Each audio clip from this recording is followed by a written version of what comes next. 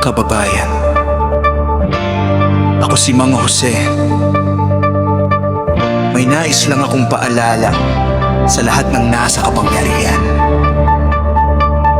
Tandaan ninyo, hindi politiko ang bumoboto para sa inyo, kundi ang taong bayan.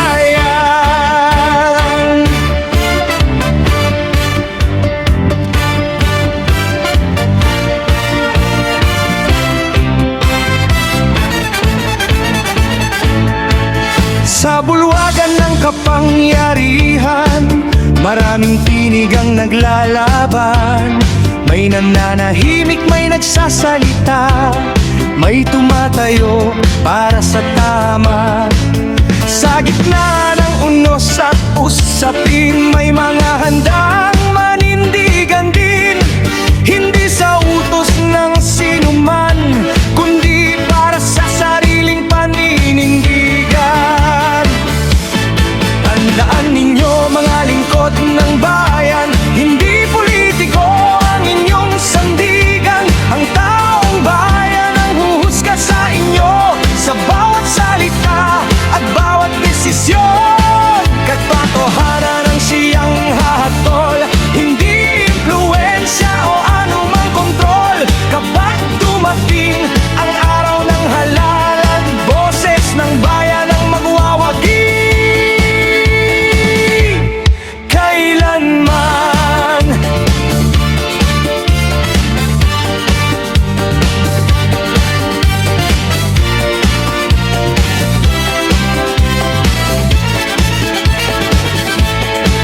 tahimik man ang karaniwang tao, nakikita nila ang bawat galaw ninyo.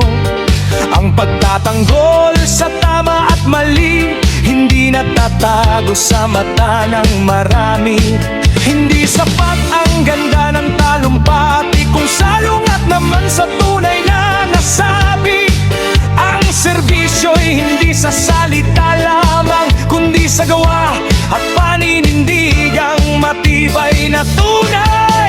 Taan ninyo, mga lingkod ng bayan, hindi politiko ang inyong sandigan. Ang taong bayan ang huhusga sa inyo, sa bawat salita at bawat desisyon. Katotohanan ang siyang hahatol, hindi impluwensya o anumang kontrol. Kapag dumating ang araw ng halalan, boses ng bayan ang magwawagi.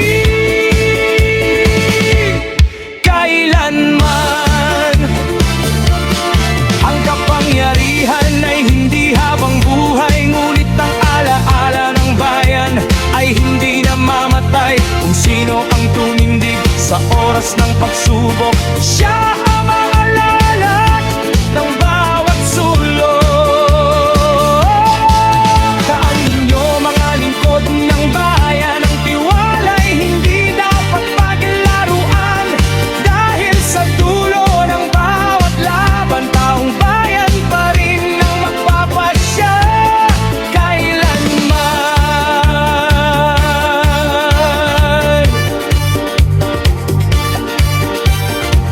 Ako si Mang Jose, isang simpleng mamamayan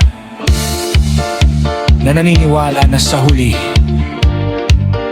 ang katotohanan at ang tahangayan, ang tunay